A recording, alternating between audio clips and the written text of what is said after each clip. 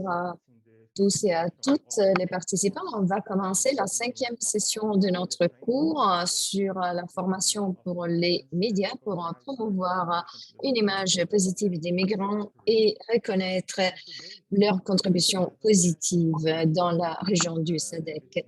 Et aujourd'hui, on va avoir une session un peu différente par rapport à celle de lundi, parce qu'on va parler des messages des migrants quand il s'agit du trafic et du passage des migrants, de la législation politique sur les pratiques, sur les règles pour les migrants.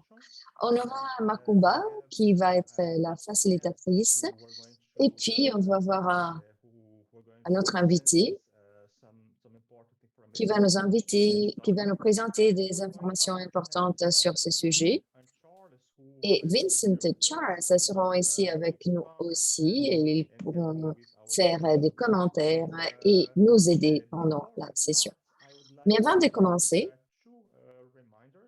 j'ai deux informations. Quelque chose à vous rappeler en effet. Le e-campus, avant tout. Si quelqu'un n'est pas encore rentré, n'est pas encore enregistré dans e-campus, vous devez vous rappeler que le e-campus est la plateforme principale. Et il y a un certain nombre d'activités qui doivent être complétées sur le e-campus. Donc, s'enregistrer sur e-campus est obligatoire et il faut réaliser les activités pour avoir le certificat à la fin du cours. Donc, si vous ne l'avez pas encore fait, vous devrez le faire. Et si vous avez n'importe quel problème, vous pouvez nous envoyer un courriel et nous allons vous assister. Et le deuxième point est sur la semaine prochaine. Donc, on va terminer demain nos séminaires, disons, nos webinaires. Et d'ici 2 semaines, vous aurez une tâche qui fait partie du cours. C'est la dernière phase. Et à ce moment, on vous demandera de produire une histoire ou un article originel basé sur vos idées. Il y aura certainement l'aide de notre part qui sera nécessaire dans ces 2 semaines. Et donc, je voulais tout simplement vous dire ce qu'on va faire d'ici 2 semaines. Donc, on peut commencer la session d'aujourd'hui et je vais donner la parole à Makumbo qui va nous présenter les rapporteurs d'aujourd'hui et puis elle va faciliter la discussion comme elle a fait lundi. Merci Makumbo. Merci Fernando et bonjour à tous les participants, à tous les experts, à tous les orateurs d'aujourd'hui. Et comme Fernando vient de dire, aujourd'hui, on va se concentrer sur des questions afférentes les trafics des migrants. On va parler de législation, des messages fondamentaux qu'il faut passer à travers les médias sur le trafic des personnes et des migrants. Jamie Jason Makuda du bureau de l'Agence des Nations Unies pour les drogues et la criminalité, UNODC, va nous donner la présentation. Et je vais lui donner tout de suite la parole. Merci d'Égyptoum, merci et bienvenue à tous les participants, les interprètes aussi et surtout les membres du monde des médias. Bonjour et merci d'avoir pris votre temps ce matin pour nous écouter. Je vais faire ma présentation sur le trafic des migrants. Et parce que c'est, disons, mon rôle ici dans ce projet. Il s'agit d'un sujet très important, mais aussi plutôt controversé. Donc, j'espère avoir suffisamment de temps pour la discussion aussi. Donc, ma présentation sera divisée en 2 parties. La première on va voir ce que c'est le trafic des personnes, le passage des migrants. Et dans la deuxième partie, j'espère d'avoir plus d'interactions pour parler du rôle du média. Et vous, en tant que journaliste et fonctionnaire et membre des médias, on espère pourrait être des partenaires dans la lutte contre les trafics de migrants. Je vais passer maintenant à ma présentation. Je vais partager mon écran.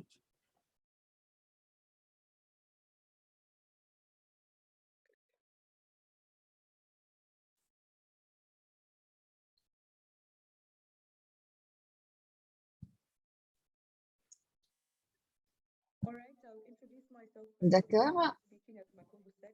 Donc, je m'appelle Jeb Toum et je m'occupe du programme sur les trafics des migrants dans l'Afrique australe, dans l'UNODC.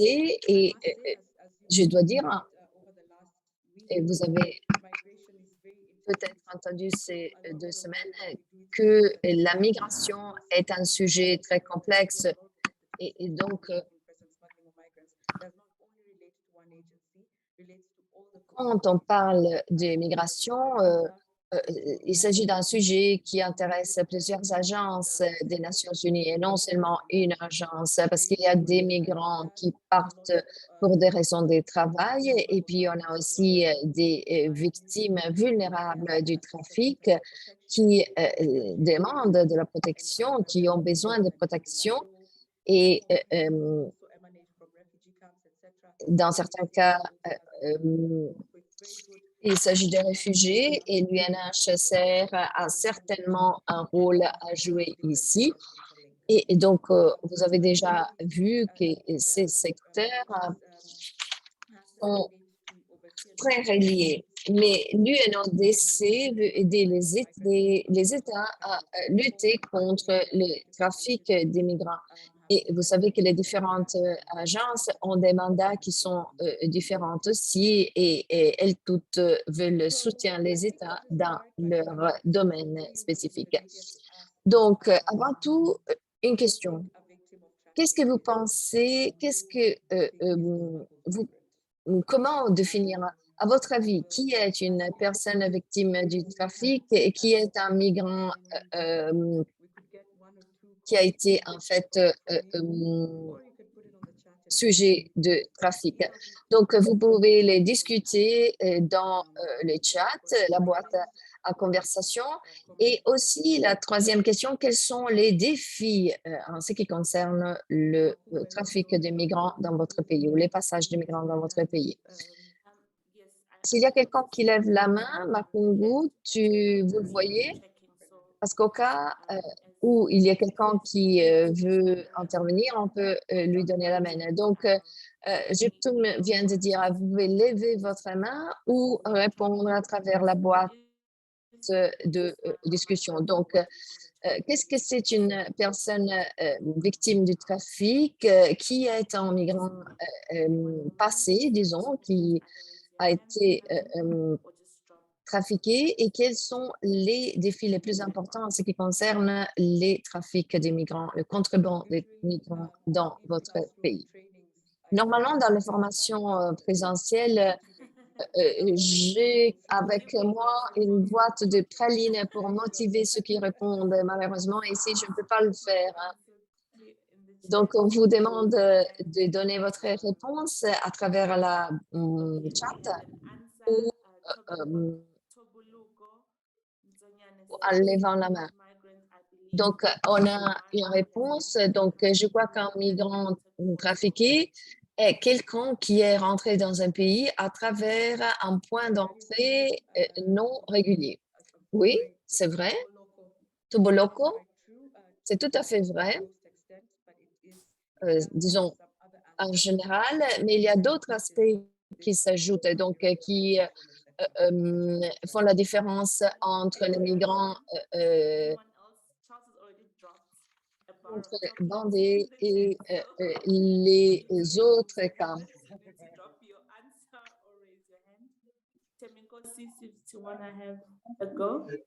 Donc, est-ce que quelqu'un No, veut no, no, no, no, no, no. répondre?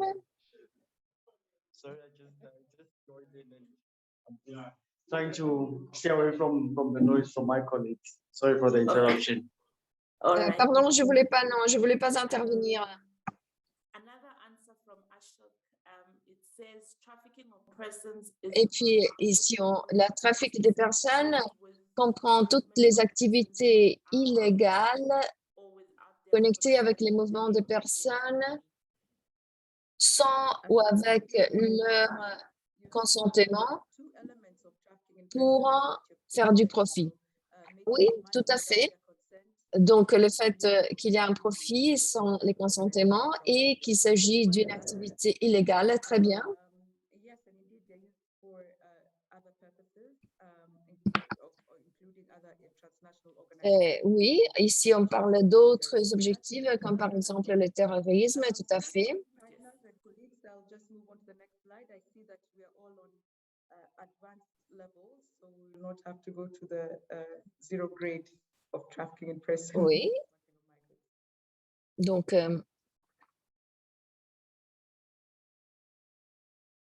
on va passer aux autres diapositives.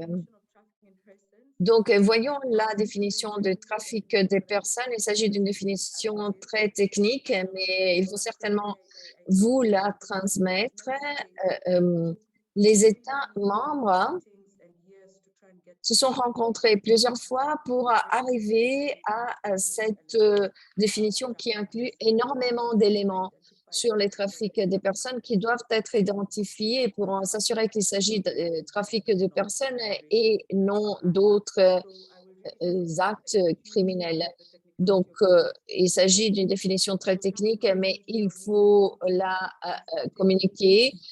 Donc, le trafic des personnes comprend ou équivaut au recrutement, au transport, au transfert, l'accueil ou la rétention des personnes à travers la menace ou l'usage de la force ou d'autres formes de coercion, de séquestration, de fraude, de tromperie ou d'abus de pouvoir, ou la position de vulnérabilité, ou aussi recevoir des paiements ou de bénéfices pour avoir le consentement de la personne qui a le contrôle sur d'autres personnes pour l'exploitation. Donc, le fait de l'exploitation est très important.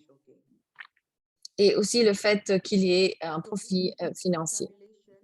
Ici, vous avez un diagramme qui est utile parce qu'il montre les 3 éléments qu'il faut considérer avant de conclure qu'il s'agit de trafic, qu'on a en fait une victime de trafic ou bien un cas de trafic de personnes.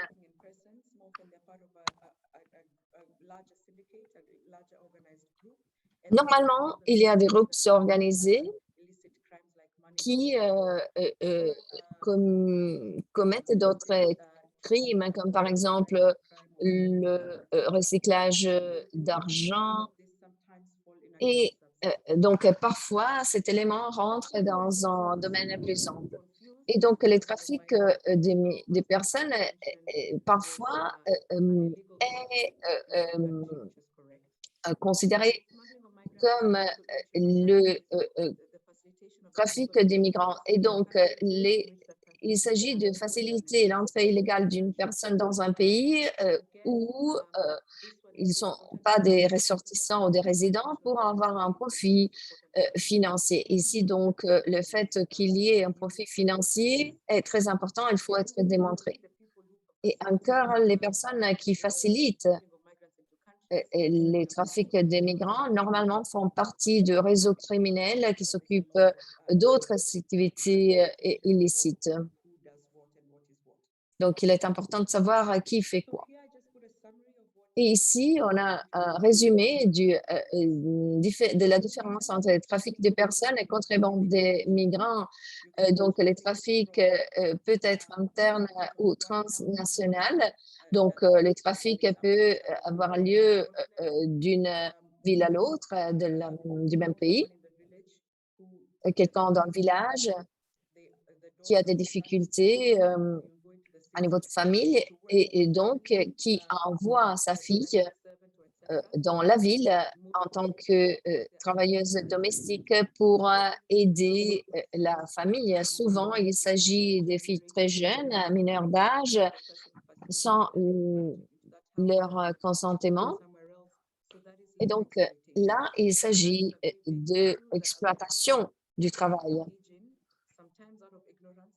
Et il y a beaucoup de personnes qui le font à cause de leur ignorance ou pour avoir de la main-d'œuvre à bas coût.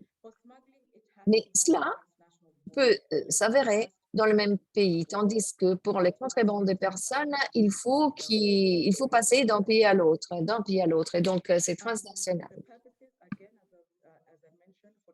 Puis, donc, il faut qu'il y ait un bénéfice matériel, la coercition et la tromperie.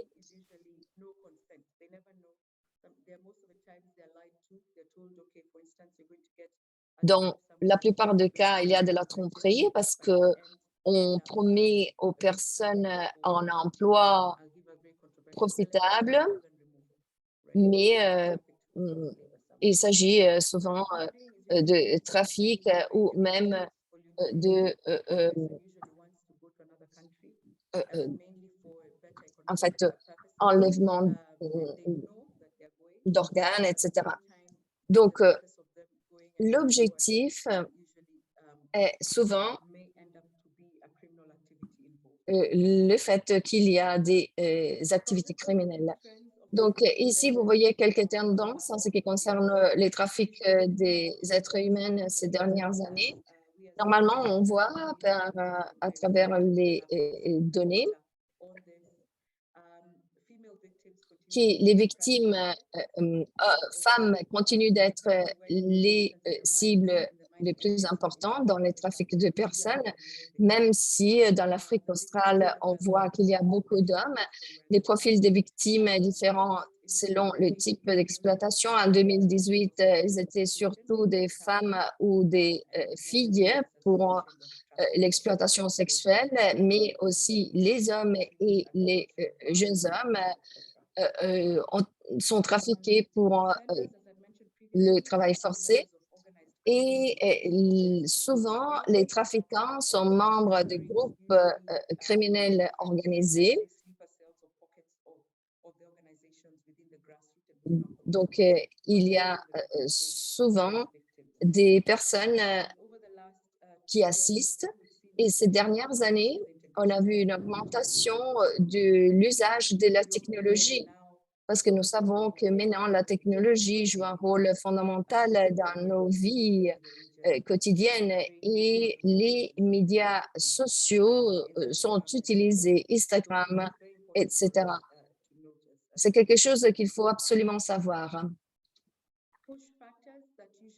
Donc, les facteurs de motivation pour les victimes qui tombent dans les mains de ces personnes, c'est les manques d'emploi ou d'options d'éducation, les manques d'un système ou institutions qui les soutiennent et qui protègent leur famille, le besoin d'argent, la discrimination ou l'exclusion de leur communauté ou société, la discrimination de genre, l'instabilité politique. Nous avons vu deux pays en Afrique où il y a une très forte instabilité politique et donc les personnes sont plus vulnérables.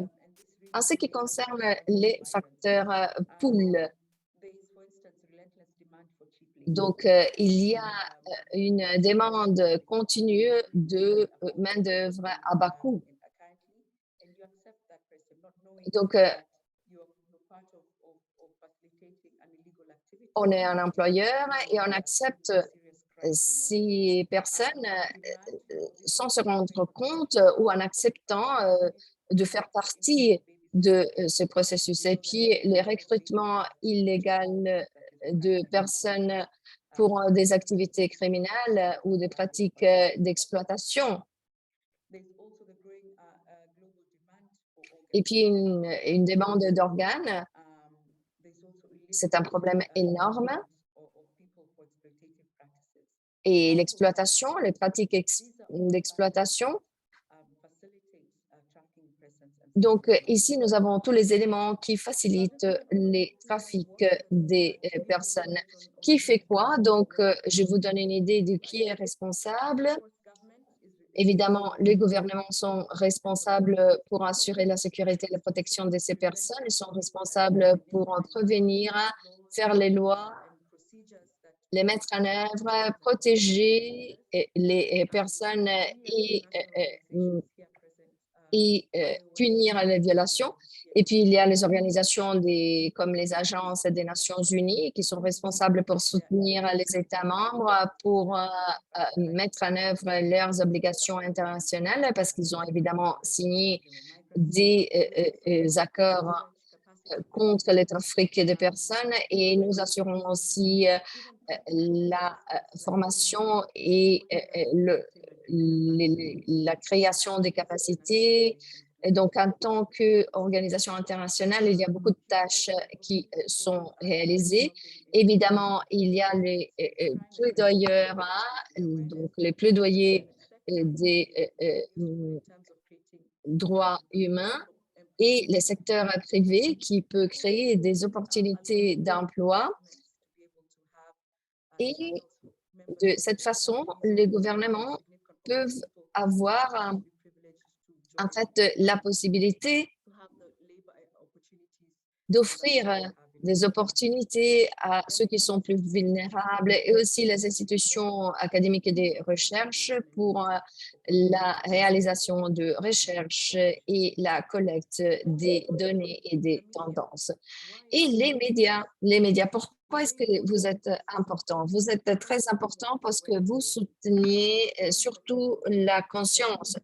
Les histoires que vous publiez, en fait, elles vraiment créent de la conscience et de la sensibilisation pour les victimes et pour la société qui s'adresse à vous. Donc, tout ce que vous dites sur les trafics et les contrebandes des personnes et les passages des migrants est très important. Une fois que vous avez donné ces informations, les personnes sont plus sensibilisées et tout cela peut éviter aux personnes vulnérables de tomber dans les mains des trafiquants et devenir donc victimes du trafic. La connaissance que vous croyez, parce que vous êtes vraiment essentiel pour découvrir des situations et donc capturer des informations que nous n'avons pas ou que les États ont, mais qui ne veulent pas partager. Donc, vous, en tant que journaliste, vous pouvez acquérir une connaissance très profonde sur ce qui arrive. Et ce qui est encore plus important, vous encouragez l'espoir, parce que les histoires que vous partagez des victimes, des personnes qui ont été sauvées, certainement inspirent l'espoir aux personnes. Et si quelqu'un lit vos articles et découvre que quelqu'un qui était dans une situation très difficile a été sauvé, tout cela suscite de l'espoir. Donc,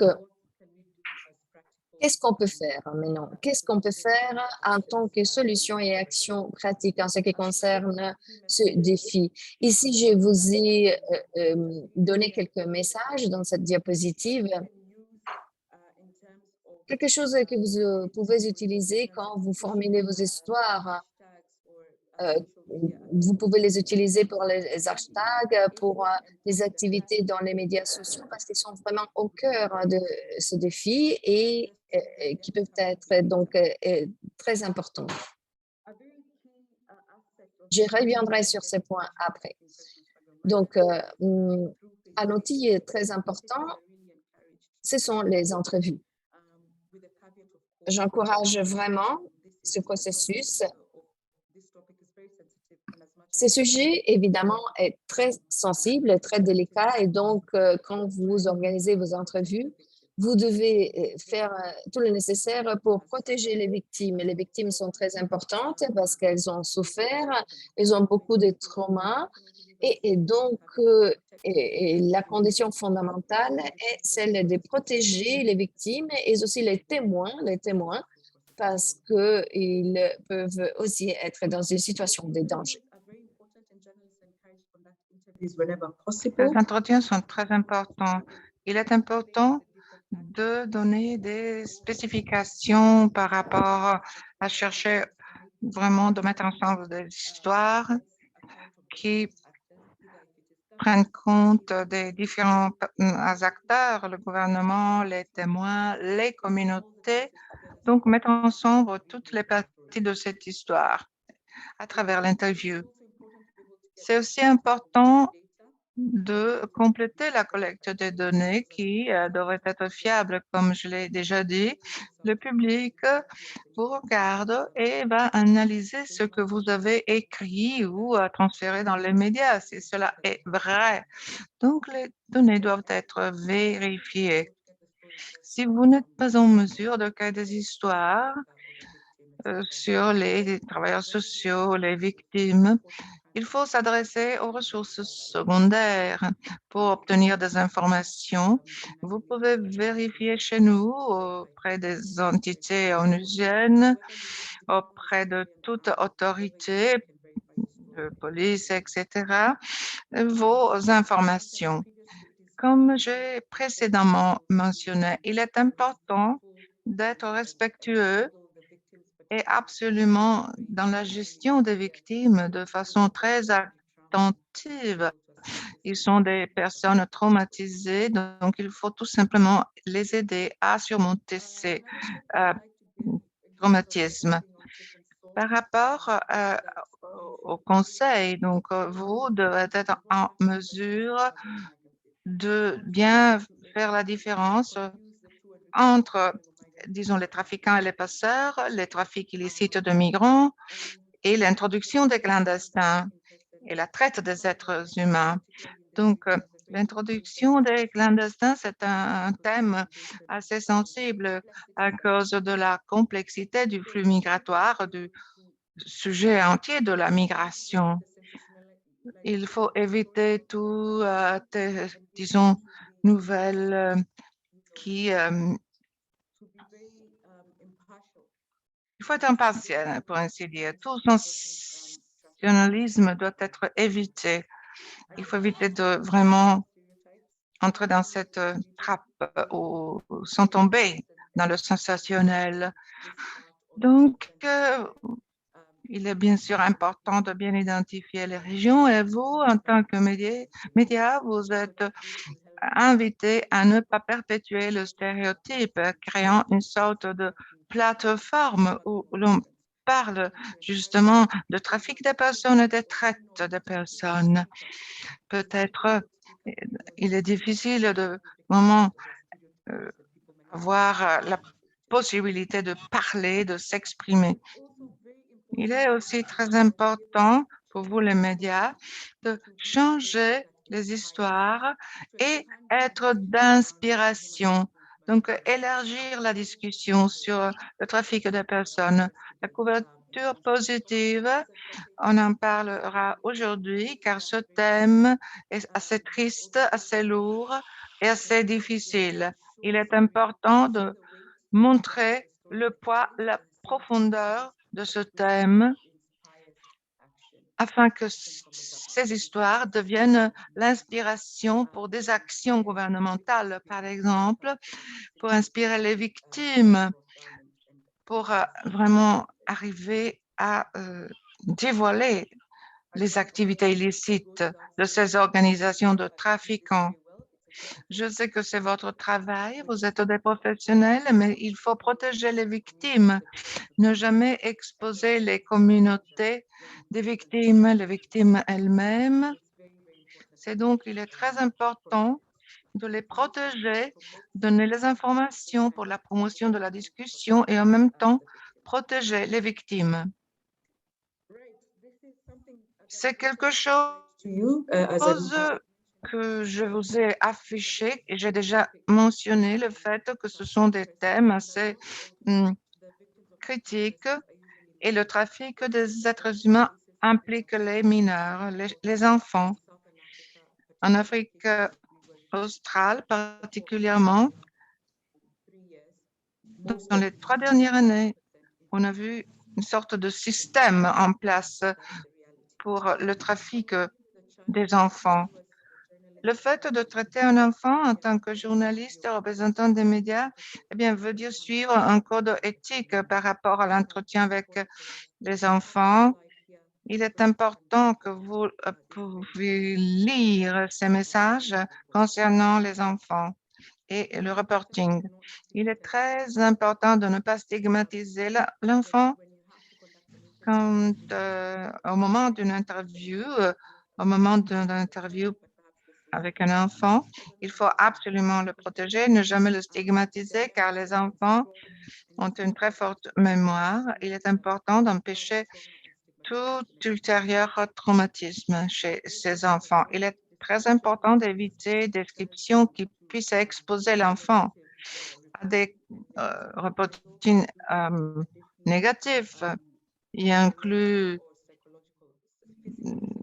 disons, abus psychologiques ou physiques.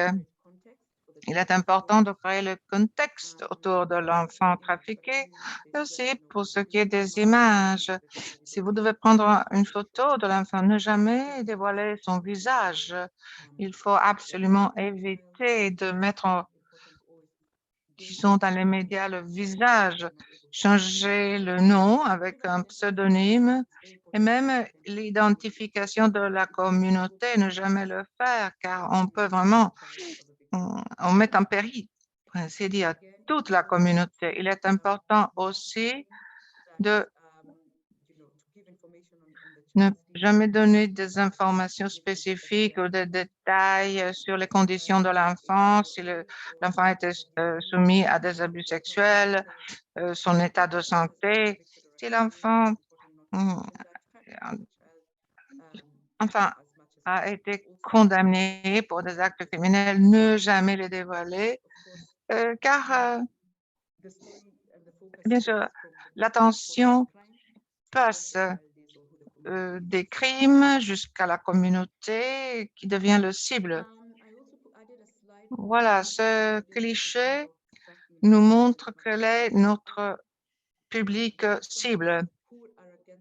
Qui sont les opposants? Qu'est-ce qui est contre nous, contre les médias? Bien sûr, les criminels, tous les leaders qui s'occupent de ces activités illicites et criminelles, qui sont les neutres.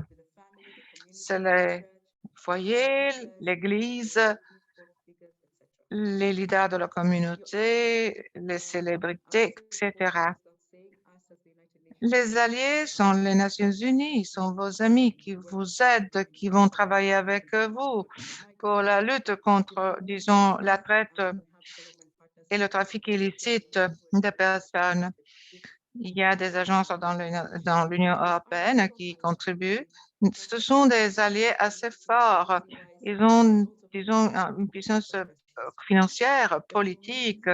Les communautés elles-mêmes sont des bons alliés car avec elles, on peut partager les informations sur ces réseaux illicites de criminels. On peut dire, bien, vous voyez, cette personne a été soumise à un trafic, a été introduite de façon clandestine. Comment pouvons-nous arrêter ce problème? Je voudrais m'arrêter là, c'est mon dernier cliché. Donc, les médias doivent parcourir justement, cherchant à protéger toujours les victimes et en effet mettre en lumière que sont les dangers du trafic des êtres humains et des trafiquants. Donc, les tous les titres, toutes les histoires doivent être axées sur les victimes. Et il y a des questions ici. Je voudrais vous engager dans la réponse, mais je m'adresse à Makungu qui peut commencer une session interactive. Je vous invite à chercher des titres, disons des gros titres importants et sensibles. Merci beaucoup. Merci beaucoup de cette présentation. On va poser les mêmes questions. Donc, avant de passer aux questions, je voudrais, je vous dis que notre rapporteur sera partenaire avec notre organisation et va contribuer au projet sur la migration régulière dont on a parlé au début de la présentation. Le trafic de personnes, donc la traite, n'est pas un thème isolé. Il faut collaborer parmi et entre experts et agences. Je voudrais donc que vous commencez à considérer ces questions. On parle de migration générale avec une attention sur les travailleurs migrants, ceux qui se déplacent pour des raisons de travail. Mais l'attention maintenant est sur le trafic, l'introduction clandestine et aussi bien que la traite des êtres humains. Il y a des défis par rapport à comment raconter ces histoires, comment créer des reportages. Vous pouvez certainement poser des questions à Jep Toom. Maintenant, c'est à vous la parole pour vos commentaires. Merci beaucoup, Makungu. Merci, Jep Toom. Bonjour. Toujours dans la même ligne, illustrée par Jep Toom, il serait important pour nos collègues d'avoir un sentiment plus complet du concept de migration irrégulière aussi. Comme vous avez dit, Makungu est absolument lié au thème de l'introduction de clandestins et la traite des êtres humains. Je voudrais vous donner une petite définition qui est globalement acceptée par rapport à la migration irrégulière. La définition est la suivante: les mouvements de personnes qui surviennent en dehors de la loi, des règlements ou tout accord international concerne la sortie ou l'entrée du pays d'origine, le transit ou le pays de destination. Il est important de savoir que même si c'est une définition acceptée généralement, la migration irrégulière n'existe pas. La terminologie identifie les mouvements des personnes en dehors des canaux de migration réguliers. Le fait qu'ils sont des migrants irréguliers, eh bien, cela ne soulève pas les états des droits à la protection, donc aux catégories de migrants et de travailleurs qui n'ont aucune autre possibilité sinon le fait de migrer. Et aussi les réfugiés, ou peut-être plutôt les enfants non accompagnés des migrants. Le fait qu'ils utilisent des parcours de migration illicites et irrégulières, cela veut dire qu'ils ne se sentent pas obligés à donner une forme de protection sous le droit international et inclut l'accès au système de protection internationaux qui est donné aux chercheurs d'asile, réfugiés ou les sujets qui ont été soumis à des abus ou violences. Donc, sous le droit international, tout acte de violence sera puni. Et s'ils ont voyagé d'un pays où ils étaient à risque vers un autre pays. Il y a donc deux groupes de migrants irréguliers qui sont importants. Le numéro 1, ceux qui arrivent de façon clandestine et ceux qui surmonte la période qui avait été établie dans le visa. Les migrants irréguliers n'ont pas de documents. Les victimes de passeurs de migrants, de trafiquants d'êtres humains. Et on a déjà parlé avec Jeptum, les facteurs push et pull. Il est important maintenant de comprendre qu'il faut comprendre toutes les histoires, tout ce qui est à la base de la migration. Et par exemple, en Afrique australe, il faut changer le message, changer la polarisation sur ce qui est ce phénomène vers une nouvelle typologie de discours qui donnera lieu à des avantages, des bénéfices. Et dans ce sens, je pense que la plupart des participants venant des médias sont exposés absolument aux nouvelles. Et vous savez que le discours d'aujourd'hui, la narrative, normalement se polarise sur les victimes d'un seul côté de l'histoire, donc avec une absence de contexte, de fait. Et c'est exactement pourquoi nous avons cette discussion ce matin. Et voilà pourquoi on a cherché vraiment à donner un contexte afin que tous les récits soient beaucoup plus précis. On continue et donc le narratif serait inclusif, donc un rapport narratif inclusif qui puisse réfléchir à toutes les nuances de ces expériences de vie des migrants dans ces régions. Donc, il serait plus focalisé sur le fait de mettre en lumière l'urgence de ce phénomène et recevoir l'encouragement de vous tous de chercher la vérité. Le monde du journalisme a une nature d'enquête très profonde qui est essentielle à cette profession. Et donc, le narratif devrait être constructif et sans entrer dans les détails. Je voudrais vous introduire le fait que la migration irrégulière est plutôt une vision qui inclut deux autres thèmes, en sorte.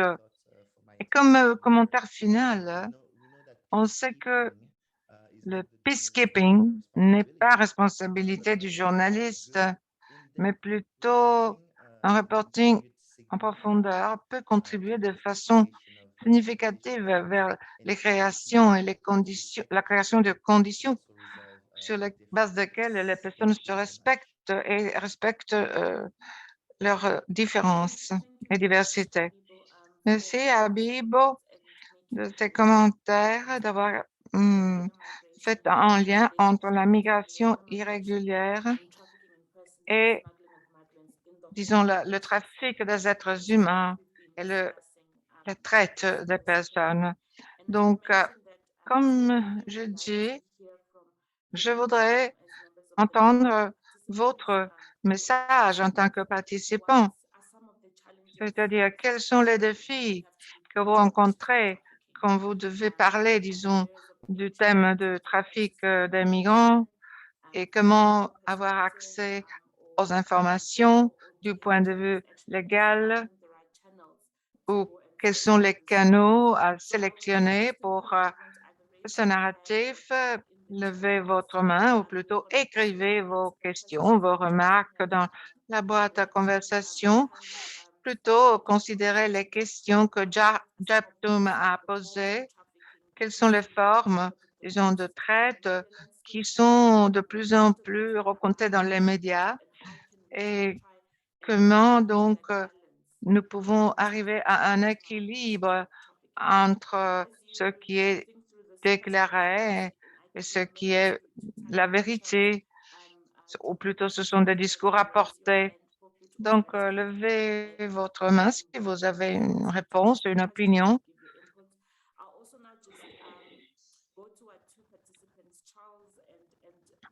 Donc, les participants Charles et Vincent ont été avec nous. Elles sont là pour parler des thèmes de la migration. Et peut-être nous pouvons considérer aussi leur point de vue. Et ils peuvent nous donner des messages clés en termes de données sur le trafic des migrants, en termes de narratif pour arriver à des histoires équilibrées, pour arriver à des histoires plus équilibrées. Il faut éviter de dire tout est bien, tout est bon, tout est négatif. Il faut créer donc une vision équilibrée pour ce qui est de ce thème. Je donne la parole à Charles Our participants are dropping in your questions and comments. pour vous donner quelques commentaires. Et je vous répète, vous pouvez utiliser la boîte à conversation plutôt à prendre la parole. Charles. Ici, Makongo. Peut-être, Jeptum, vous pouvez fermer la présentation. Je vais partager mon écran pour vous donner quelque chose d'intéressant.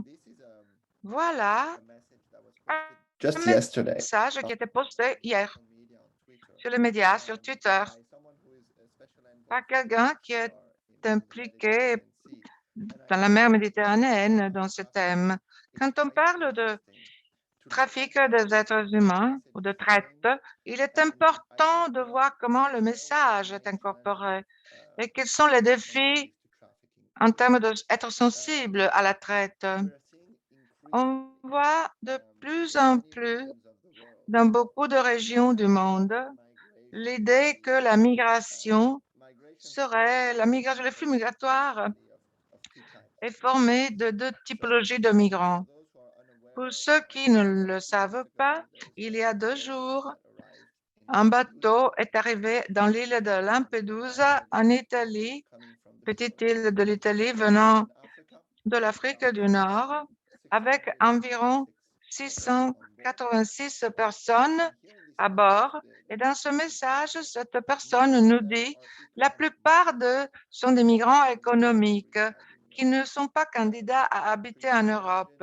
Les pays d'origine doivent être très rapides dans les processus de réadmission de leurs citoyens si nous voulons voir un progrès sur la gestion des chercheurs d'asile et des canaux de migration régulière. Alors, les migrants économiques, ceux qui se déplacent pour des raisons économiques, ou plutôt les chercheurs demandeurs d'asile et possiblement les réfugiés. Et donc, voilà les 2 catégories, les deux options. En Europe et dans d'autres pays, le migrant économique, entre guillemets, a été le synonyme de migrant irrégulier qui n'est pas le bienvenu. Et voilà la définition. Mais il y a aussi une autre idée que la migration, et surtout des pays moins développés, concerne les réfugiés ou les migrants économiques irréguliers. Une chose, par exemple, qui manque complètement de cette analyse est la possibilité que dans ce bateau, il y a des victimes du trafic. Donc, ils ne font pas partie dans le système de gestion des demandeurs d'asile. Ils ne sont pas des réfugiés. Mais non nécessairement, ils étaient dans le bateau car ils cherchaient d'entrer le pays de façon irrégulière à des buts économiques. Ils se trouvent dans ce bateau car ils ont été victimes des mécanismes de recrutement. Ils ont été menacés et ils ont été déplacés. Et donc, quand on regarde les récits, ici j'ai insérer un tweet de quelqu'un qui est représentatif. Je ne veux pas dire que l'organisation est biaisée, etc. Mais c'est très fréquent qu'on ait la tendance à regarder aux possibilités qu'un migrant soit victime de la traite. Il y a un micro qui est allumé. Hein. Alors, c'est difficile. Et les crises de réfugiés sont très évidentes. Tout récemment, on a vu une crise en Afghanistan. Et donc, les migrants qui arrivent de l'Afghanistan pensent que ces migrants puissent être des demandeurs d'asile. Les autorités policières, voilà ce qu'elles pensent. Le trafic, la traite, c'est beaucoup plus subtil. Quelqu'un qui est en train d'être déplacé de son pays, le trafic des êtres humains, eh bien, ce quelqu'un ne marche pas avec une étiquette. J'ai été trafiqué, je suis la victime.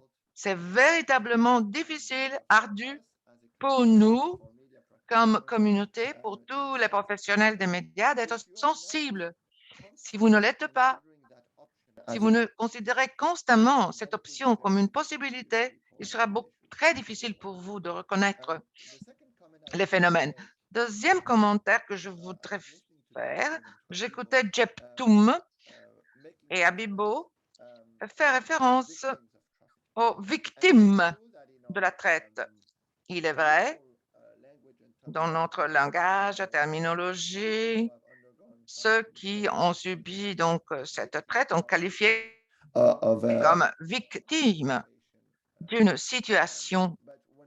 Mais quand on va vraiment interviewer ces victimes et on leur demande comment est-ce que vous voulez être défini, non pas dans les médias, ils préfèrent le terme de survivant.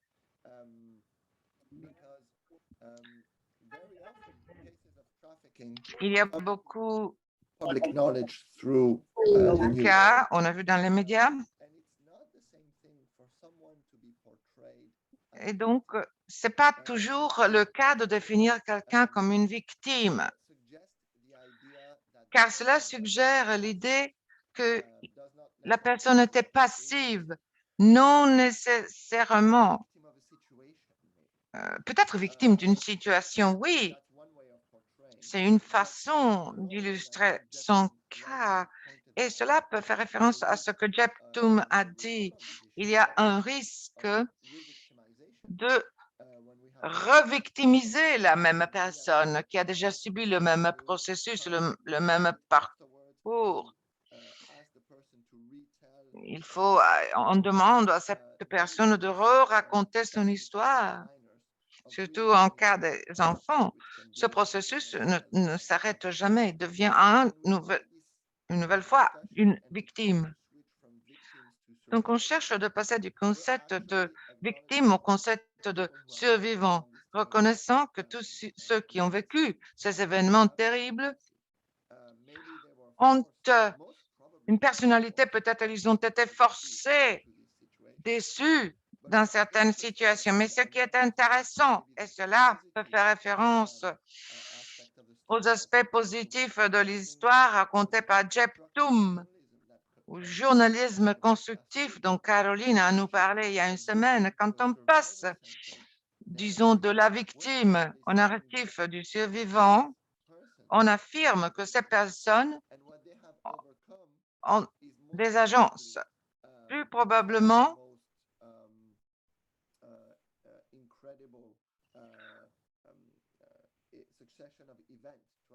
ils ont subi une succession d'événements et puis ils ont survécu à cette traite et peut-être avec de nouveaux désirs pour leur avenir. Donc, je voudrais vraiment vous inviter à réfléchir sur ces histoires, sur les victimes et les survivants. Voilà mes commentaires initiaux Et je donne la parole à Vincent, qui peut-être a quelque chose à nous raconter. Thank you so much, Charles. Merci beaucoup, Charles. Vincent, merci Makumbo, merci Charles, merci Jeptum et Abibo de cette présentation très intéressante et complète. J'ai 3 ou 4 thèmes que je voudrais commenter brièvement. Le premier concerne Abibo et sa définition de migration irrégulière. La description de Abibo sur les migrants illégaux et illicites, je suis tout à fait d'accord, hein, mais il y a quelque chose à augmenter. Donc, les personnes qui rentrent dans un pays sans les documents ou les personnes qui rentrent avec des documents mais qui restent plus que les documents ne le permettent. Mais le troisième élément, ce sont les personnes qui rentrent avec des documents et qui sont là légalement, mais qui réalisent des activités qui ne sont pas permises. Par exemple, quelqu'un qui rentre en tant que touriste, mais qui commence à travailler, ce qui ne serait pas permis par les documents.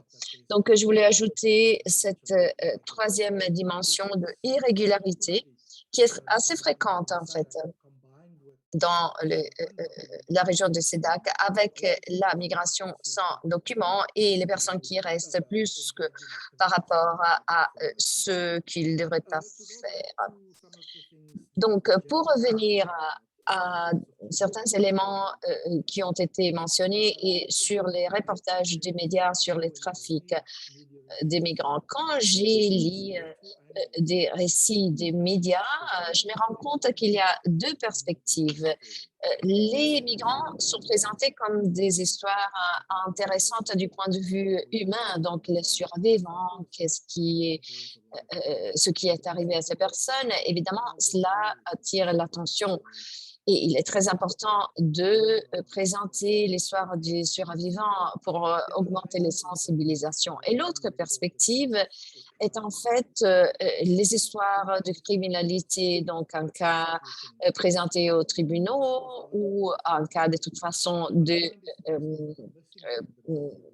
procédures criminelles.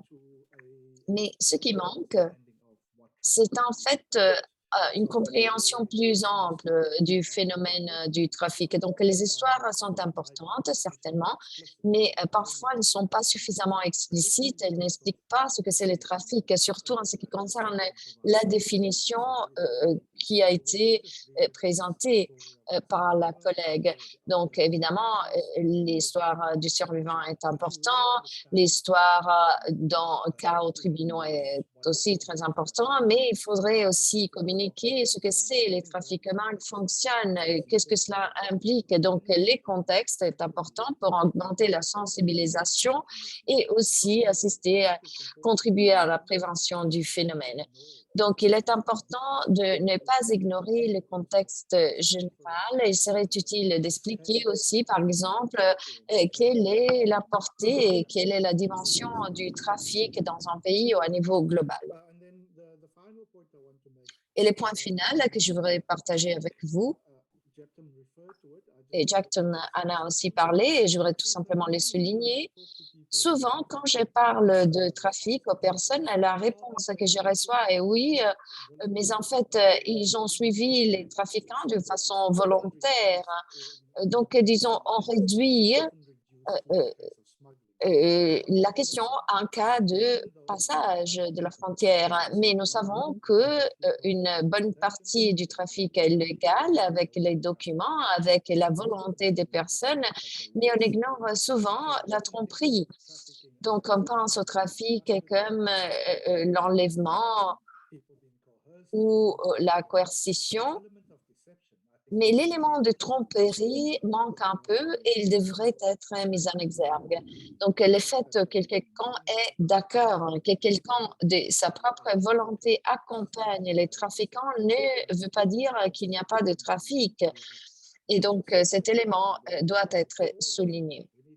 Donc, quand nous racontons une histoire, nous devons souligner que oui, effectivement, les survivants du trafic peut avoir accepté de partir, payer pour avoir les documents et rentrer d'une façon légale selon la loi, mais il y a eu de la tromperie parce qu'on leur a menti sur les travails qu'ils auraient trouvé une fois arrivés au pays. On leur a promis un emploi, tandis qu'à la fin, on les a exploités. Donc, cela devrait être expliqué par les journalistes pour expliquer qu'en fait, ce qui est important n'est pas que la personne soit une victime, mais ce qui est important, c'est que les survivants du trafic sont souvent des victimes qui ont été déçus, qui ont été trompés. Et c'est important pour savoir vraiment de quoi il s'agit. Merci, Vincent et Charles, pour vos contributions si importantes en ce qui concerne les éléments du sujet pour nous aider à réfléchir. Et maintenant, je voudrais revenir à ce que Charles nous a montré, les tweets. Et en fait, Jeptune a dit aussi qu'il faut vérifier et essayer d'approfondir l'histoire. Donc oui, peut-être il y a effectivement des migrants qui viennent pour chercher des emplois, mais peut-être il y a aussi des cas de traite, de trafic. Donc, les journalistes, les reporters doivent vraiment approfondir les sujets. Donc, il ne s'agit pas seulement d'une histoire de crime, mais d'une histoire des survivants. Il y a aussi les nuances. Donc, il faut essayer vraiment de poser les questions les plus approfondies, en fait. Essayer de trouver un équilibre et trouver vraiment les informations approfondies. Donc, en ce qui concerne un bon titre, surtout pour le trafic de personnes et la traite des migrants, quelqu'un dit qu'un bon titre, c'est un titre qui reflète les contenus de l'histoire. Il peut être positif, un événement positif ou négatif. Il ne faut pas qu'il soit sensationnel, mais il faut vraiment représenter la réalité avec un sens de responsabilité. Et je crois que cette réponse est bien balancée, bien équilibrée. Donc, certainement, vous êtes des experts. Hein. Mais donc comment présenter la réalité, comment faire un travail suffisamment approfondi pour suivre cette description d'un titre? Parce que souvent, les titres sont très sensationnels. Quels sont les défis qu'on a? Parce qu'on voit, en fait, qu'on écrit des articles sensationnels. Pourquoi? Pour bien vendre. Mais nous, en tant que membres des médias, comment est-ce que nous pouvons changer la narrative et ne pas chercher toujours la sensation, l'émotion, mais plutôt du contenu? Donc, il faudrait commencer à réfléchir à cela en tant que membre des médias.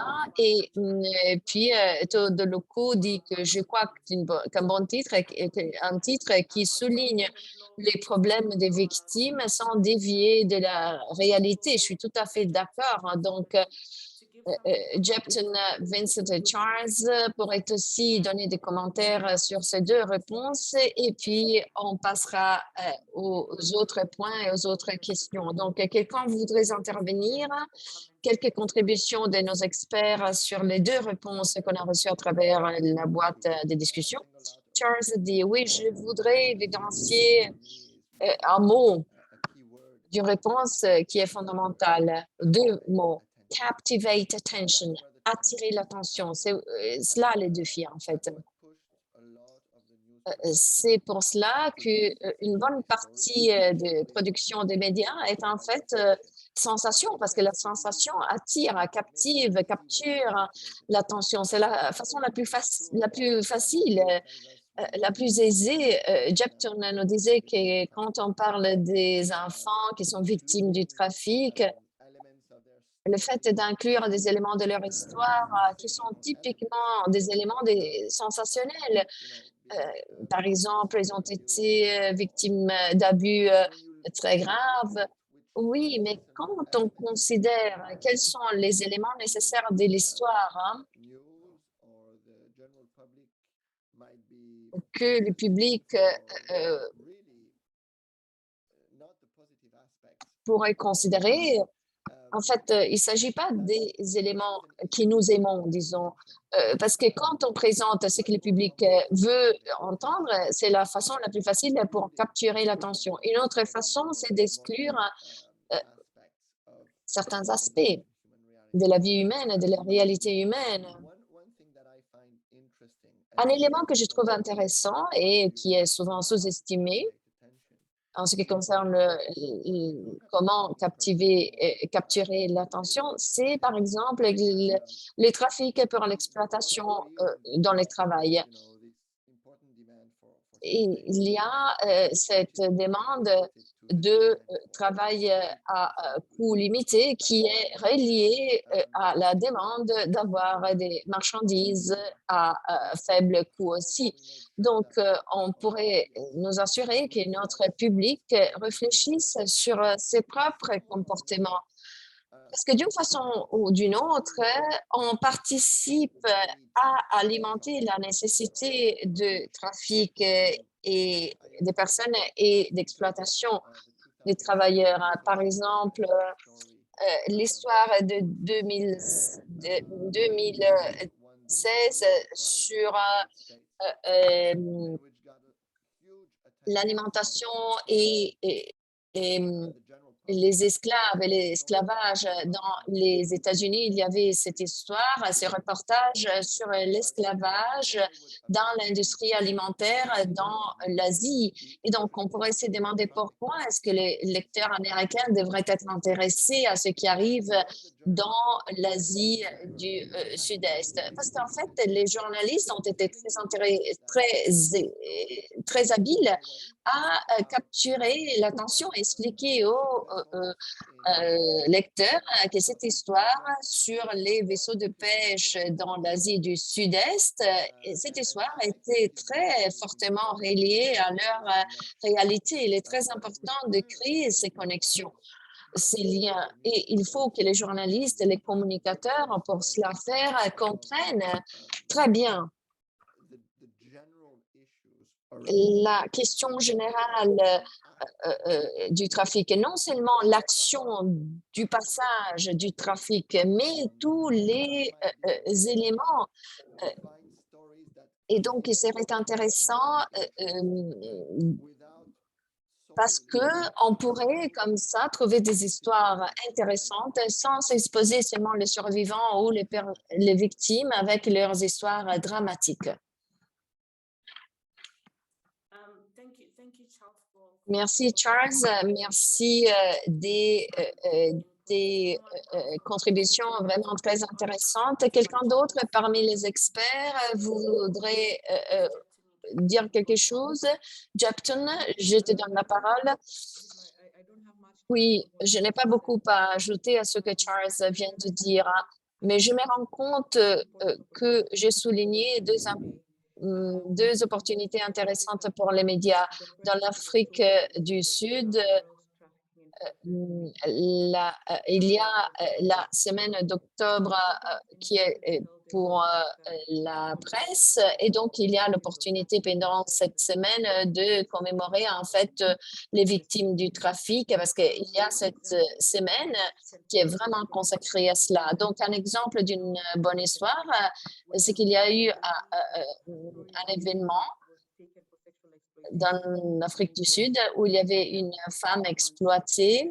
Elle a été enlevée pendant 2 mois pour être exploitée à niveau sexuel, et elle est arrivée à s'en sauver. Elle a été réintégrée dans la société, et donc elle a vraiment développé, écrit un livre sur son histoire, sa vie. Et c'est une histoire que pour les médias pourrait être très intéressante parce qu'il ne s'agit pas d'une victime ici, mais d'une survivante, quelqu'un qui s'est sauvé et qui raconte sa propre histoire. Et puis, il y a l'engagement des communautés pendant cette semaine et donc les communautés participent à ces événements. Et puis, il y a aussi les journées de la traite ou du trafic qui se tient en juin, donc vers la moitié de l'année. Il s'agit de certaines opportunités pour créer la sensibilisation sur les dimensions qui ont été soulignées par Charles et par les collègues. Donc, je voulais donner ces informations sur ces deux opportunités pour présenter des histoires. Merci pour les journalistes, les médias. Il est très important de le savoir parce qu'ils peuvent commencer à se préparer avant cette semaine, la semaine consacrée aux migrants, et ils peuvent commencer à organiser ces histoires. Et puis, il y a eu une question qui a été posée. Et donc, je voudrais demander aux experts de répondre à cette question. La question est, le trafic de personnes entre Zimbabwe et l'Afrique du Sud est tellement rapide. Et donc, le défi le plus important au Zimbabwe est en fait que les autorités prennent du temps pour l'étude des documents. Donc, il y a beaucoup de problèmes là. Ma question est la suivante. Comment les médias peuvent encourager les autorités à rendre plus rapide ces processus et encourager les citoyens? Qu'est-ce qu'on peut faire pour faire pression sur les autorités pour donner la priorité aux problèmes de présentation des documents, donc préparation plus rapide de documents pour éviter les mouvements illégaux?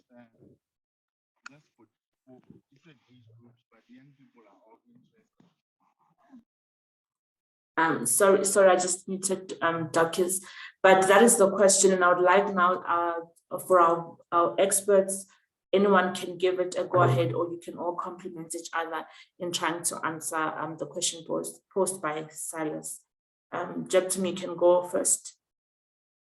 Thank you very much, Silas. That's a very, very good question that you've raised.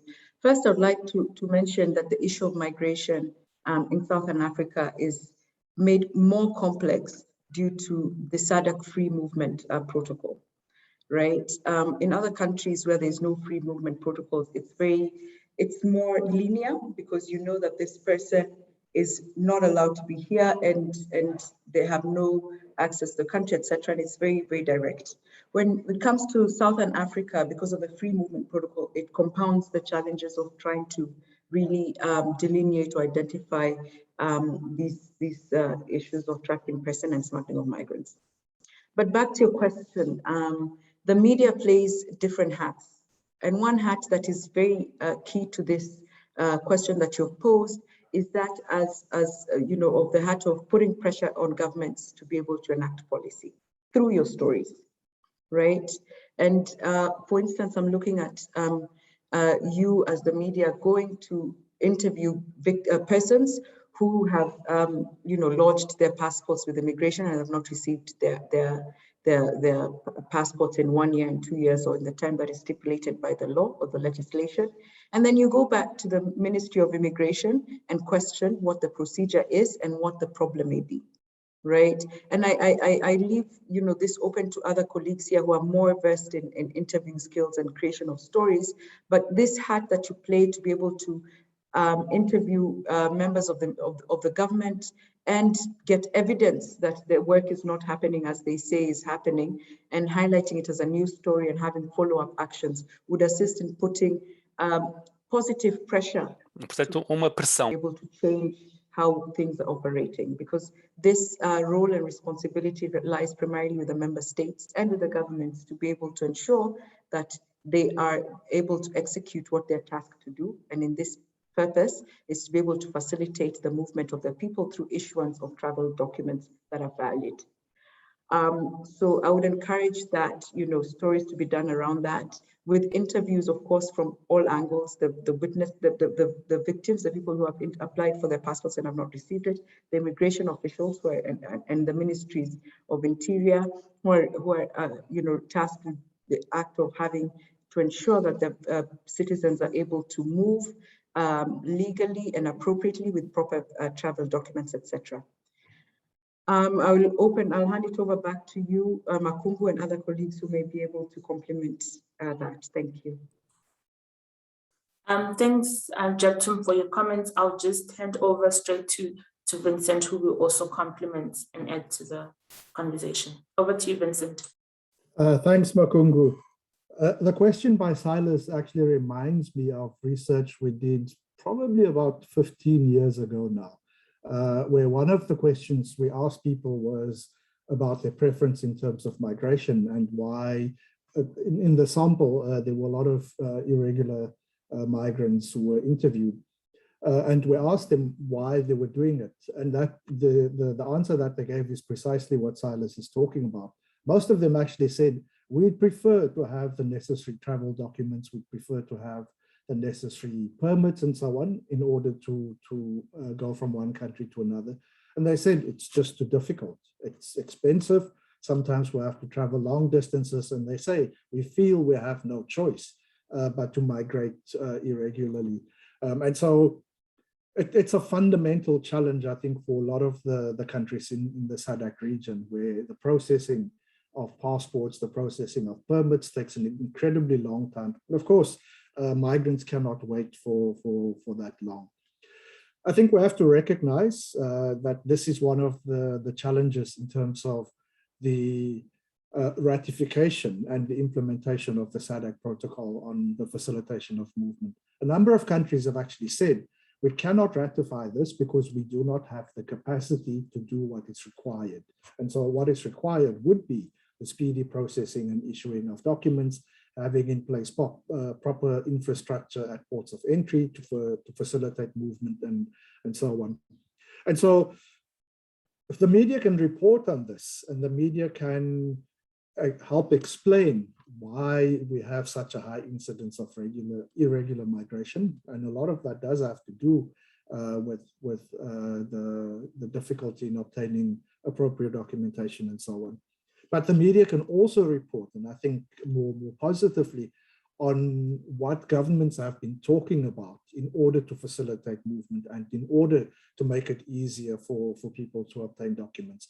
And so just think very broadly for a moment, the talks that we've had about an African Union passport, right? So the more states collaborate around having appropriate documentation, which doesn't matter where it is issued. So for example, you can have a travel permit issued in one SADC member state, and that travel permit is valid for all SADC member states. So that kind of collaboration between states, which they talk about in the facilitation of movement protocol, we see that in a lot of the regional and continental instruments where there's talk about that kind of collaboration.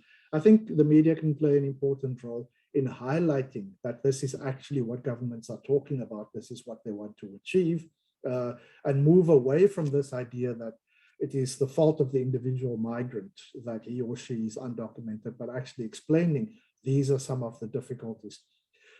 And that would hopefully put some pressure, or at least encourage individual governments to strengthen their processes of issuing documents and so on. But we'll have to recognize that often it's a capacity problem, often it is a resource problem that governments are struggling with.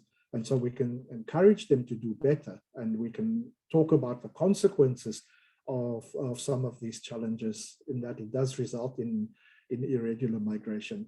And so my thing is, in response to Silas's question, is highlight what the challenges are and explain why in many cases we have such a high incidence of irregular migration. But also add on to that, at least what governments are talking about at the moment. They're not really doing it, but they are talking about movement within the region being possible by having a travel permit issued in one country that is valid for all SADC member states. Thank you so much, Vincent, for your inputs. And just to buttress to what Vincent and Jeptum have said, which was mentioned in Jeptum's presentation, that the role of the media is to highlight these issues, bring awareness, spread the knowledge that we have around these issues. In that way, we can prevent situations like this. We can make the government also aware and hold them accountable to some of the promises they make, and also make them take responsibilities in terms of maybe some of their contributions to the challenges that we are facing when we talk about issues of migration. I will also just keep encouraging people to either raise their hands or drop more questions. We still have a bit of time to tackle a number of questions and take the discussion further. I also see there's a question. Vincent, do you have your hand? Or is it an old hand? No, I don't. I will remove it. That was from earlier. Okay. There's actually in going back to the issue that we were talking about around sensationalization, he actually made a very good point, and he says that we need not to be sensational to captivate attention. The reality is sufficiently captivating, and this is why I also referred to our sense of responsibility in order to put things in their perspectives and not isolate them to create sensation. And I fully agree. We have a sense of responsibility as a member of the media to give fair reporting and a balanced view. A question that was posed by VOA, how can ILO help Zimbabwe government in making citizens access documentation services without a hassle? I think Laura might be in the meeting, and maybe she can answer, give a better answer to that question, or a comment in response to VOA's question. Gloria, if you're available, you can just come through with the answer to that question. But I'll also just move to a comment that was dropped in the chat box now by Sandra.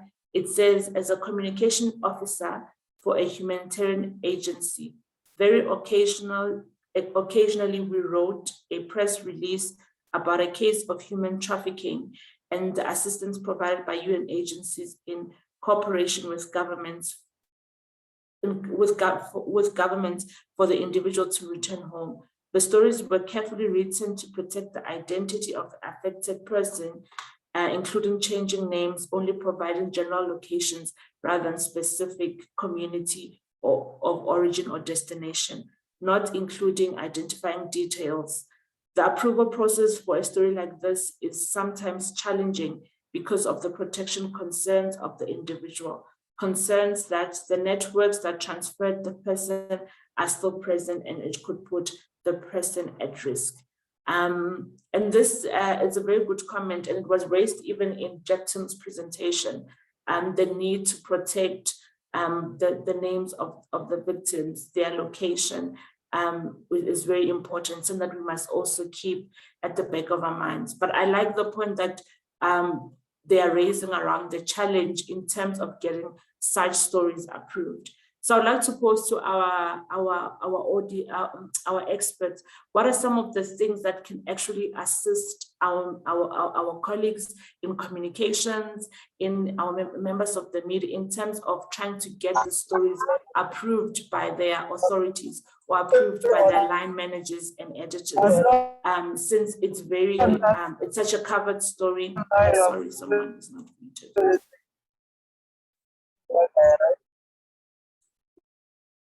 Sorry about that. Can we all mute our mics unless you have the floor to speak? Thank you. So yeah, I would just, as I was mentioning, that the point raised by Sandra is a very good point, and it's mainly the reality for a lot of our colleagues here who are either members of the media or work in communications around how do we then get. Donc, il faut voir comment avoir nos éditeurs peuvent attirer et peuvent approuver notre histoire. The locations, we change a lot to protect the victim of the crime. But then how can we better Donc, comment nous pouvons convaincre nos éditeurs, nos managers du fait que l'histoire peut être publiée parce qu'il y a beaucoup de défis quand il s'agit d'approuver une histoire. Donc, je voudrais donner la parole à Charles ou à Vincent qui peuvent peut-être nous donner une contribution sur cela. Oui, merci, Makongo. Oui, c'est un peu comme pour capturer l'attention, en fait. Il y a là des défis très techniques. Je n'ai pas une réponse simple à cette question qui est compliquée, mais je voudrais faire des commentaires. Nous devons nous rappeler du fait qu'il y a une distorsion entre les temps nécessaires pour produire l'histoire et les cycles de production des nouvelles. Et il y a ici un conflit et les défis rentrent dans ces conflits, en fait. Rarement, les journalistes ont les temps nécessaires pour être en même de produire, surtout quand on parle d'histoire sur les individus. Et Vincent parlait justement de ça, donc histoires humaines qui sont intéressantes. Il est souvent le cas que les journalistes n'ont pas suffisamment de temps et de soutien de la part de leur organisation, surtout quand on parle de trafic transnational de personnes qui est encore plus complexe parce qu'il faut justement traiter cette histoire qui est justement transfrontalière et souvent on n'a pas les temps nécessaires pour produire l'histoire. I think Jepton or Abiba was saying earlier. Comme Abiba disait, les histoires devraient inclure la diversité des voix, des sources d'information. C'est une suggestion très raisonnable. Techniquement, de temps en temps, peut-être difficile revenir aux régions d'origine des survivants pour être en mesure de documenter le contexte. Aller donc où cette personne avait été exploitée et comprendre le contexte. Et cela que je vais partager avec vous, les histoires de Associated Press. Si vous regardez comment l'histoire a été produite, le nombre de personnes impliquées, le temps, on parle de pendant 18 mois. Combien de temps vous avez des journalistes seniors qui passent 18 mois de leur temps afin d'être en mesure de mener une enquête sur ces histoires? C'est mon premier commentaire et je n'ai pas une réponse simple, surtout pour ce qui est du toolkit de l'OIT. On a identifié des stratégies cherchant à voir s'il y a des financements extérieurs pour arriver à des résultats pour ce qui est des défis financiers. La coopération parmi les utilisateurs voulait dire des défis techniques qui peuvent accélérer le reporting. Mais il est vrai, si vous voulez le faire avec attention, très souvent, cela entre en collision avec les intérêts. Donc, la connaissance des bases qui non nécessairement, il voit combien de temps a été investi dans ce thème. Mais j'ai un deuxième commentaire. Je pense et je trouve très intéressant que certains commentaires non nécessairement parlaient de la traite, mais en effet sur des autres aspects de la gestion de la migration, comme l'élaboration des documents, des papiers et l'accès aux services de documentation. Et cela, dès le début, n'apparaît pas comme une histoire sur la traite. Ce n'est pas une histoire typique n'a pas de victimes impliquées, mais est très, très bien lié au thème de la traite. Car à la racine du problème, le fait que les parcours légaux pour la migration, même s'ils sont présentés au niveau politique, on the ground, du point de vue de la mise en œuvre sur le terrain, va créer des espaces pour la déception et les abus. Et je voudrais m'éloigner aussi de l'idée que d'un côté, vous avez les clandestins, migrants, et il y a des gens qui, de leur propre volonté, et il y a des autres migrants qui n'ont aucune volonté. C'est beaucoup plus complexe. Il faudrait voir aussi les politiques. Le fait d'avoir cherché à migrer de façon régulière, vous avez cherché 2 ou 3 fois à obtenir un travail normal. Et à la fin, vous vous trouvez sans votre volonté, ou plutôt volontairement, vous vous trouvez à accepter quelque chose qui n'est pas exactement ce que vous avez vu comme promesse. Et cela vous fait entrer dans une situation de traite. Donc, le reportage doit arriver jusqu'au début, posant des questions très simples, telles que l'accès aux documents, au papier, l'accès à l'emploi. En effet, tout cela peut être lié à la traite. Et cela s'avère seulement si le journaliste, dès le début, seront et cherche à faire des enquêtes sur ce sujet. Et donc, il connaît ce qui est à la base de la traite.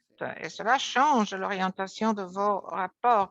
Je veux voir tous ceux qui sont intéressés dans la traite au Zimbabwe. Je n'ai pas le temps, les ressources pour documenter les cas individuels, mais je cherche à arriver aux sources d'informations pour comprendre des questions que le public en général doit comprendre. Et voilà, ce sont des histoires qu'on ne voit pas, surtout à cause du manque de temps et manque de véritable compréhension. Ce que je montrais, vous regardez disons le bateau.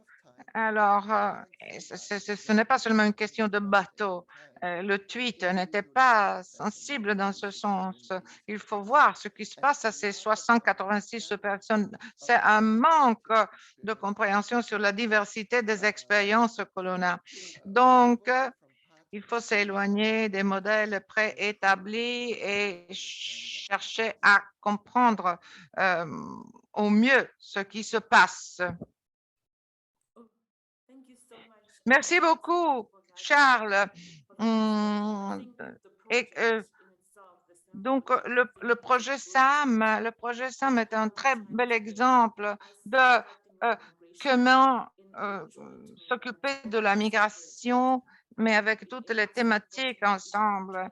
Donc, quand on parle de mineurs, d'enfants, de migration, de la main-d'œuvre, il y a des thèmes qui sont vraiment liés l'un à l'autre. Par leur nature, on a 4 agences qui travaillent ensemble. Et comme membre des médias, Charles a passé un message important. Il ne faut pas tout simplement se concentrer sur un seul phénomène, la migration de la main-d'œuvre ou seulement la traite. Il faut vraiment comprendre les nuances de ce phénomène. Il faut raconter toute l'histoire de la migration.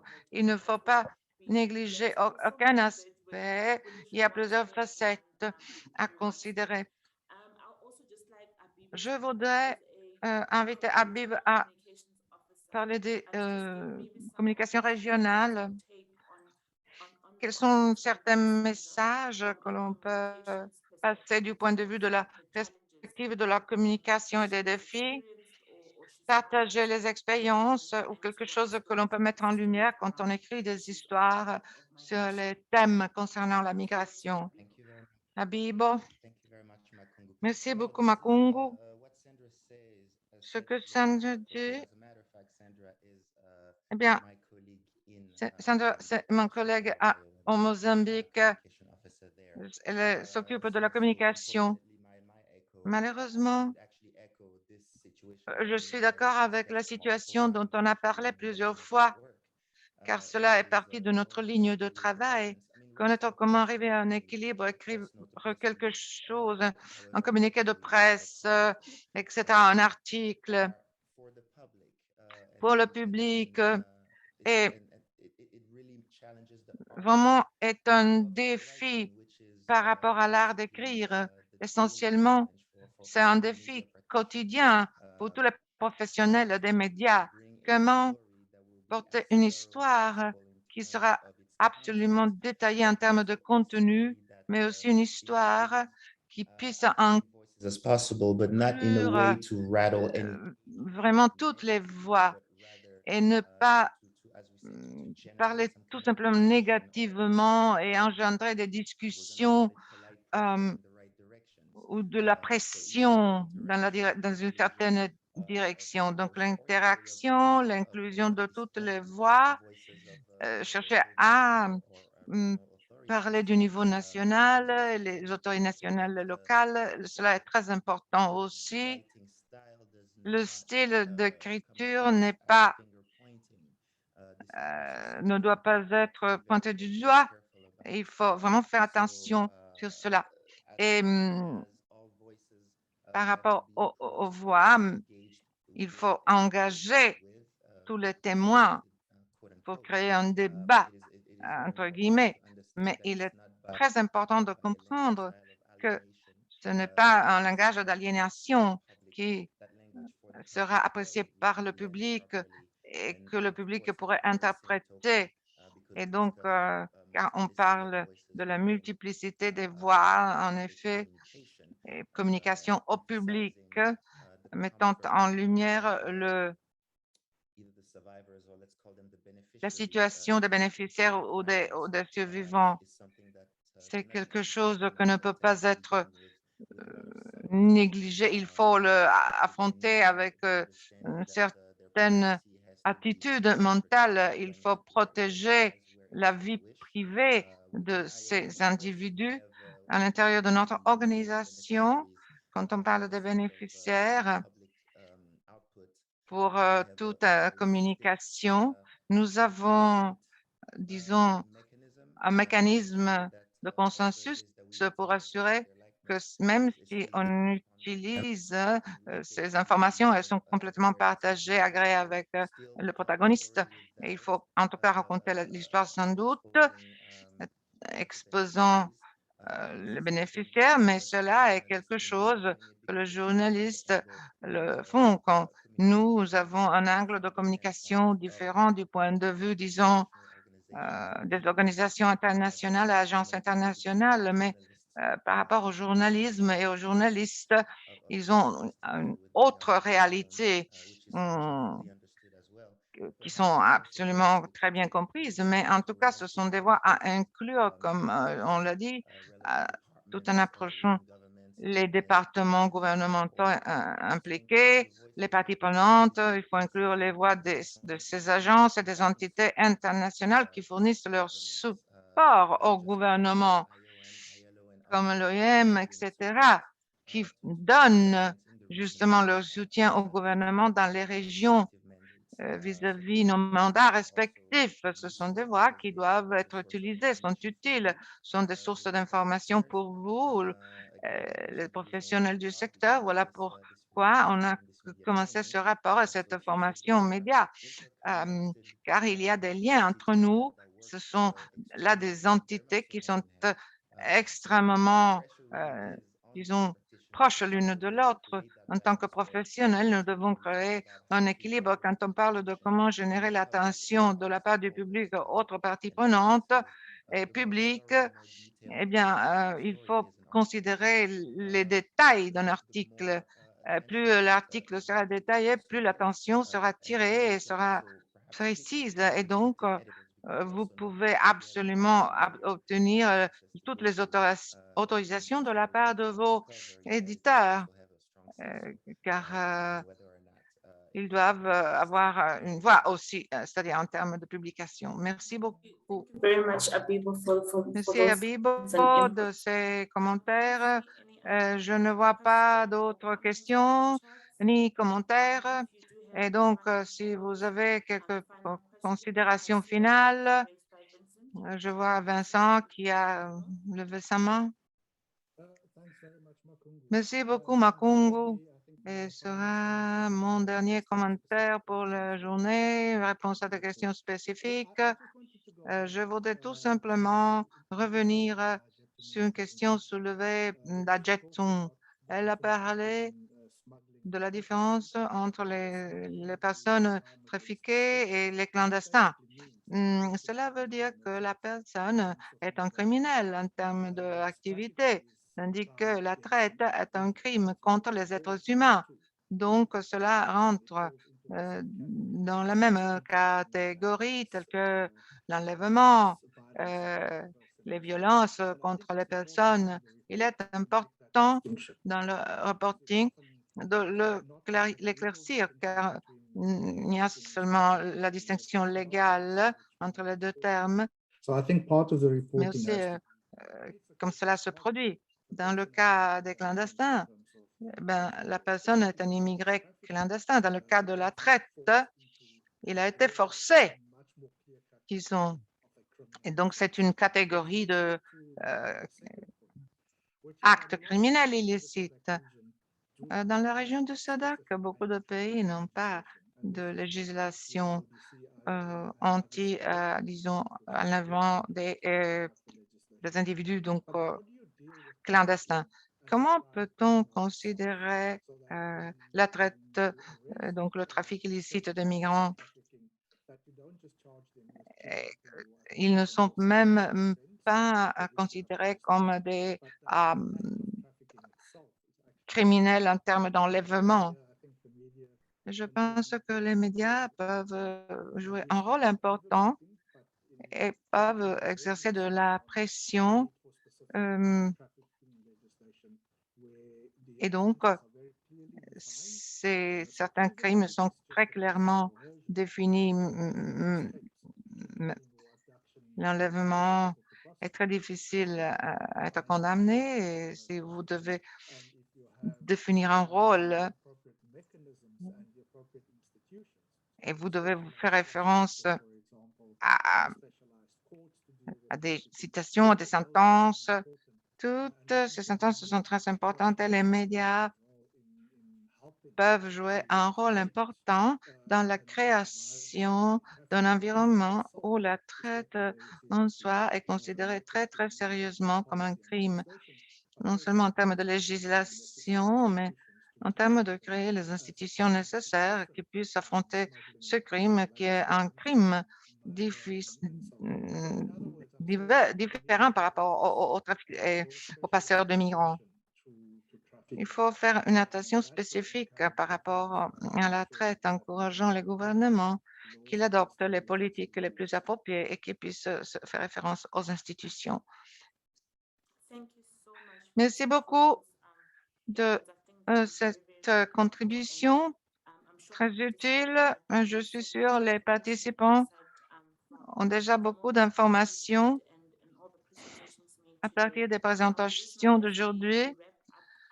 En clôturant notre session, et je demande si vous avez des questions, vous pouvez insérer vos commentaires dans la boîte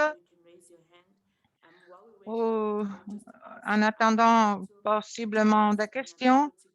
Je demande à Charles Bib quels sont les mots finaux, les messages finaux avant de clôturer la session. Il y a une nécessité de clarification logistique à la fin de la session. Charles, Abibo, Jeptung, si vous voulez bien passer un message. Je vais être très bref. Ce qu'on a dit auparavant sur le fait, c'est un projet en cours. C'est vraiment ce qu'il faudrait avoir à l'esprit. Et c'est très positif que plusieurs agences et les agences ont un mandat spécifique et il communique sur la base de ces mandats de temps en temps en augmentant l'idée que ces mandats peuvent être séparés ou peuvent fonctionner l'un avec l'autre. Ce n'est pas exactement ce qui se passe avec les flux de migration. Ce n'est pas un flux de personnes qui travaillent sous l'égide de plusieurs organisations. C'est tout à fait mélangé. C'est beaucoup plus différent et varié. Et voilà pourquoi les journalistes ont un rôle clé à jouer, cherchant à éclaircir justement. C'est aussi, ces flux migratoires sont quelque chose qui s'avère avec des fortes relations avec des gens qui ne vont pas devenir des migrants. Donc, il ne faut pas isoler les questions de la migration du reste de la population.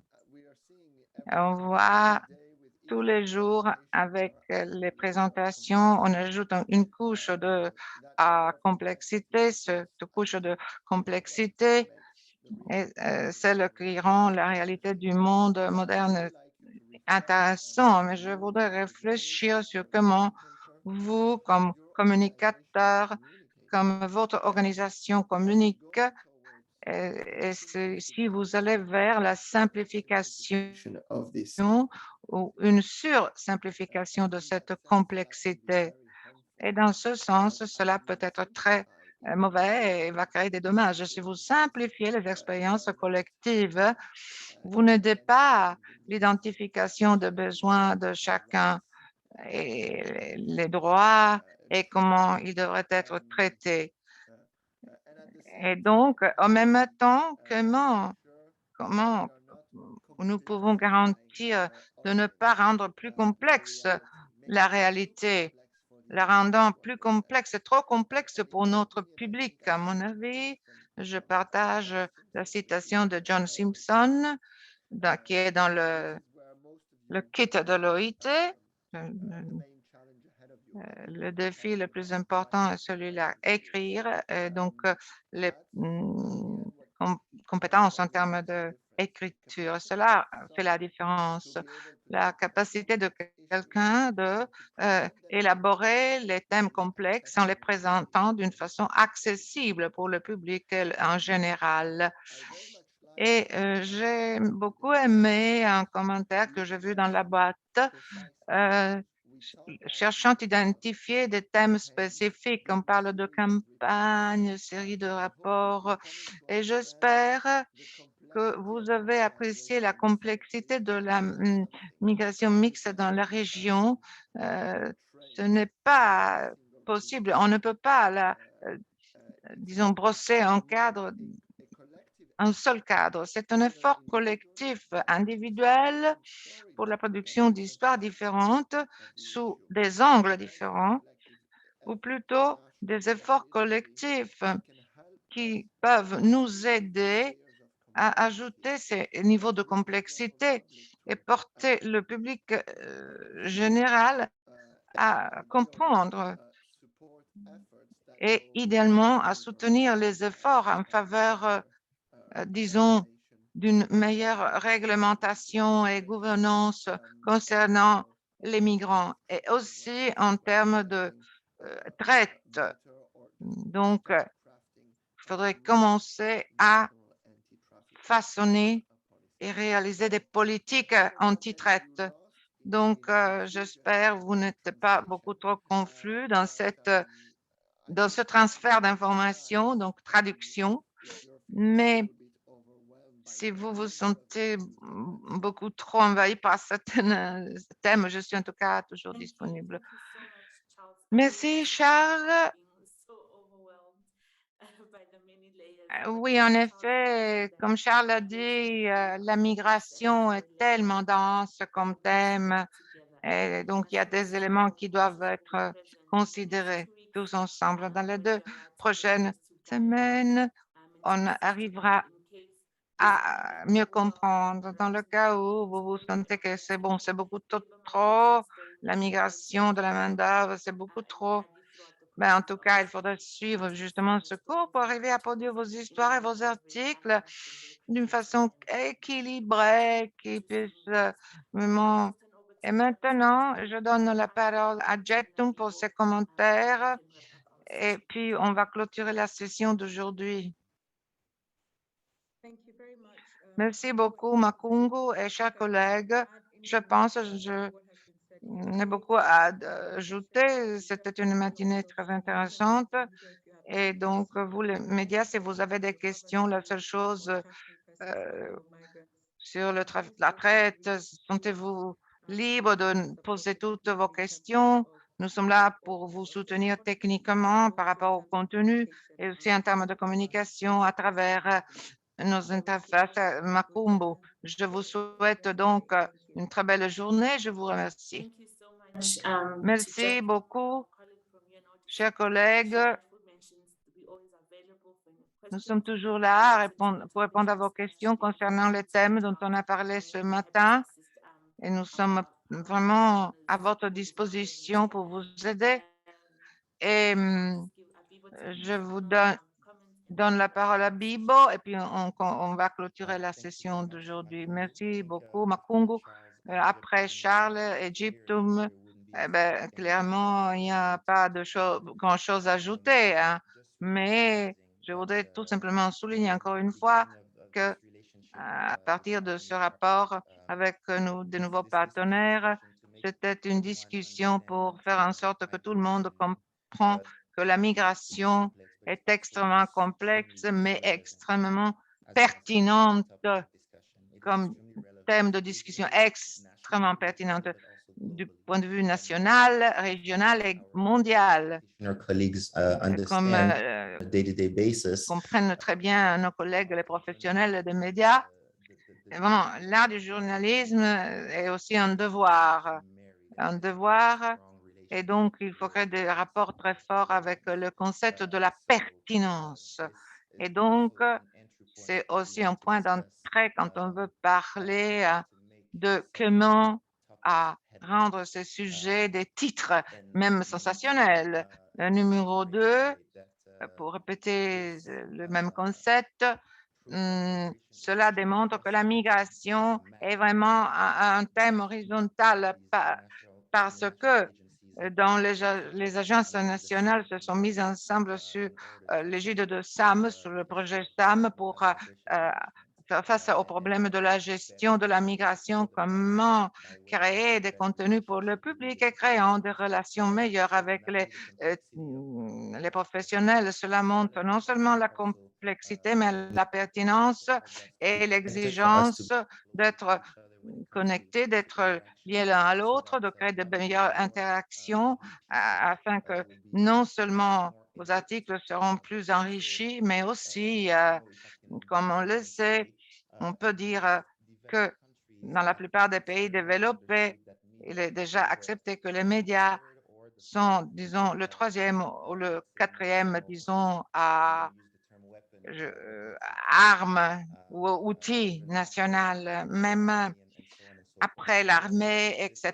Donc, votre existence, votre pertinence, importance, ça ne peut pas être mesurée. Et donc, cette interconnexion avec nous comme source d'information pour vous peut aussi ne pas être mesurée et j'espère vivement que ce soit le début d'un partenariat très fort entre nous en tant que coalition d'agences internationales qui, dans leur travail quotidien, désirent soutenir les gouvernements et à l'intérieur duquel vous opérez. Et bien sûr, pour les bénéficiaires de la migration, il faudra les assister, les soutenir. Merci beaucoup. Merci, Abiba. Je n'ai rien à dire, à ajouter, donc je vois qu'il n'y a plus de questions dans le chat box. Tout simplement, je voudrais remercier tous les participants d'aujourd'hui et remercier tous nos rapporteurs pour leur présentation et aussi notre expert Charles. Merci beaucoup d'être tellement utile et généreux. J'espère vous tous, vous avez apprécié ces présentations. Donc, je remercie tous les membres des médias et merci de cette discussion. On espère de voir des articles qui vont sortir sur les papiers. On les verra publiés dans les régions. Non seulement sur la base du pays, mais l'objectif est celui de couvrir toute la région SADC, vu que le projet doit s'occuper de ces régions. Et donc, merci beaucoup de ma part. Je n'ai rien ajouté. Tout simplement, je donne la parole à Fernando qui va nous donner quelques annonces qui peuvent être utiles. Mais au revoir. À demain, il y a une autre session. Pardon.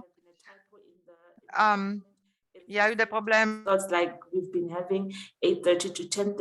typographie dans les documents. Demain sera notre webinaire final et le commissaire sera présent. Et donc, on parlera des réfugiés. Demain, on va parler aussi de thèmes qui sont très liés, les demandeurs d'asile, les apatrides, etc. Et tous les partenaires vont passer leur présentation demain. Au revoir, à demain. Merci. Merci beaucoup, Congo. Vous avez donné aux participants des informations déjà pertinentes. Tout simplement, aujourd'hui, la session était assez riche et vivante. Avant la clôture de la deuxième phase, demain, sera notre dernier webinaire. Je vois que tous les points que l'on a vus dans les sessions précédentes, les perspectives théoriques, etc., font partie de la conversation générale, sont de très grand intérêt, sont très riches par rapport à la partie finale où l'on parlera tous ensemble et les participants peuvent certainement partager leurs impressions. Les choses marchent bien, apparemment. Comme l'a dit Madame Makungu, demain, la session va commencer à 8h30. Et donc, demain, on peut être un tout peu plus long par rapport aux tâches des prochaines semaines. Donc, alors, ayant dit cela, je remercie nos rapporteurs, nos experts, nos facilitateurs, nos traducteurs. On vous souhaite une très belle journée. Au revoir à demain, 8h30, notre dernier webinaire. Au revoir. Bye bye. Merci beaucoup. Bye. Goodbye. Bye, everyone.